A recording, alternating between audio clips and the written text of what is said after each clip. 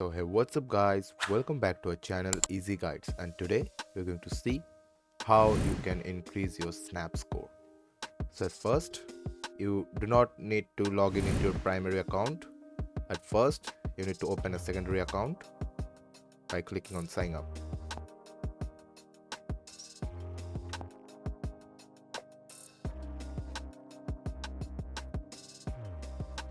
and then continue. Give a date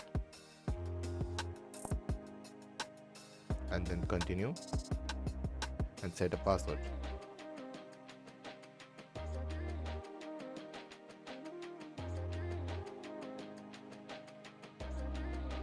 And then continue. It will ask for a number and you can select use email instead and continue. You have to skip here and then you have to skip this step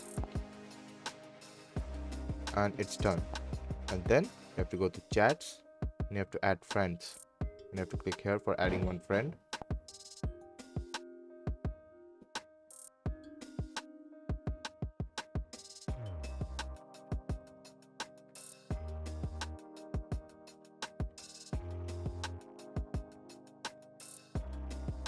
And add your primary account.